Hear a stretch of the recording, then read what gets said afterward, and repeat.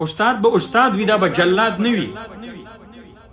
د وهلو د پاره یا د تادیبي کاروایی په حواله باندې فقهاو څه اصول ذکر. بسم الله الرحمن الرحیم. پښتانه یو متل کوي، وایي د کمکل دوست نه هوښیار دشمن بهتري. کله ناکله یو سړی په ډېر ښه ځای کې ناشي، په ډېر ښه منصب باندې ناشي او ډېر ښه نوم یې او ډېر د وقار په نظر هغه ته کتلی کېږي او د ده هم خیال دی چې زه ډېر پر لوی منصب باندې ناست یم، خو د دې منصب د تقاضو نه واقف نه یو. کله ناکله د حدودو نه داسې تجاوز وکړي چې د خپل ګدۍ دپاره د نیکنامۍ په ځای باندې د بدنامۍ سبب وګرځي. زما مقصد د سوات د دغې ادارې چې کوم طالب العلم پکې وهلی شوی دی، زدوکوب کړی شوی دی او شهید کړی شوی دی، هغې طرف ته زما اشاره ده.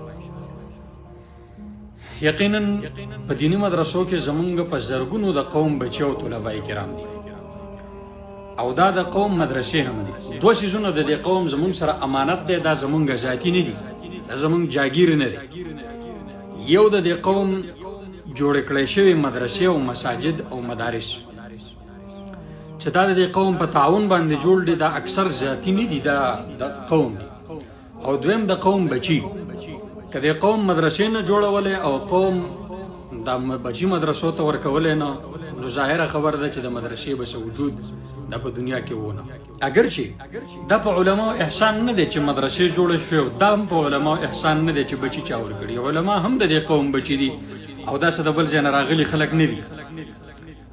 خو د قوم صحیح تربیت دپاره د مدرسې ضرورت دی او د نوي نسل د تربیت دپاره د مدرسې ضرورت دی، د هغې دپاره د بلډینګ هم ضرورت دی او د بچي هم ضرورت دی چې دغلته کېنولی شي.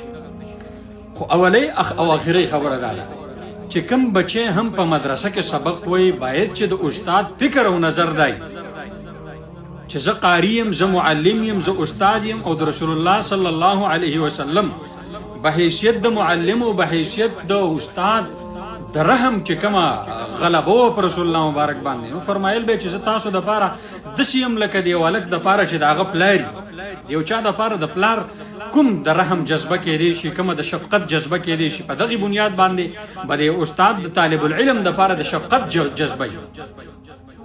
استاد به استاد وي، دا به جلاد نه وي. د وهلو دپاره یا د تادیبي کاروایی په حواله باندې فقهاو څه اصول ذکر کړي دي.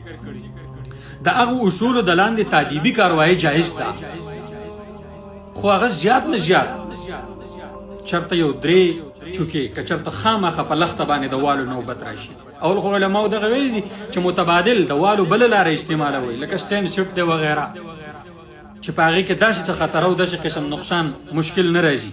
خو که خامخه د چوکې یا د سفیړې په مخ باندې غوال بالکل پکار نه دي، خو که د دې ضرورت راشي نو یو ځای دا به 3 ځله نه والي کېږي.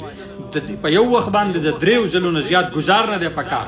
که د 3 ځلو نه سړی زیات ګزار کوي، دا به د خپلې غصې د تسکین دپاره لګیایي او په غصه کې وال نه دي پکار. تادیبي کاروایی چې کې دا به هم د دې ماشوم د شفقت په بنیاد باندې د اسلام به ملحوظ خاطر وي، داسې نه چې خپله غصې ته تسکین ورکړي، نو په غصه کې وال هم نه دي پکار.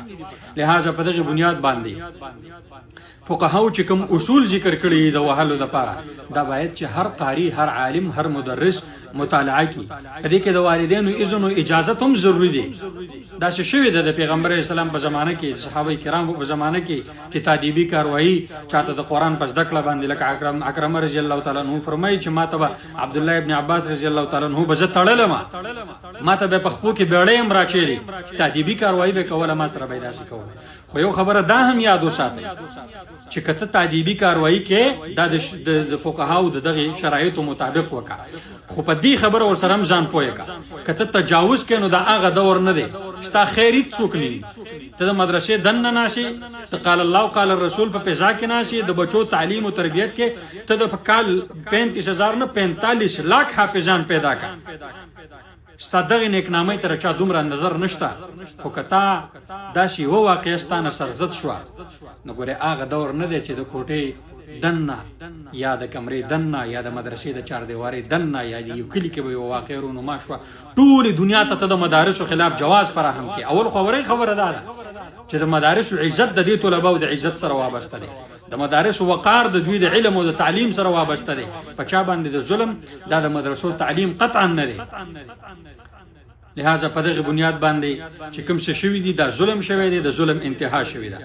خو څوک که بې قابو وي، څوک کنټرول کې نه وي، څوک په ځان باندې د چا ضبط نشته دی او استاد نه پاتې کېږي یو سړی او جلاد وي او د مدرسې د اصولو په حواله او د شریعت د اصولو په حواله باندې د هغه فکر او نظر بیدار نه وي او د دنه تجاوز کېږي، نو بالکل د دې منصب نه د دې سبا پاسي د تدریس حق نه دی حاصل، د په مدرسه کې د پاتې کېدو حق نه دی حاصل، دته د پردو بچو د هغې ژوند په داو باندې لګول حق نه دی حاصل.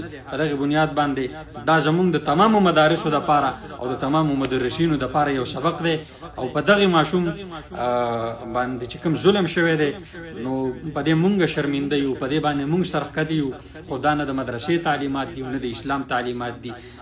الله رب العالمین دې زمونږ د مدرسې د طلباو د عامو طلباو د ټولو مسلمانانو حفاظت وکړي. وما علینا الا البلاغ.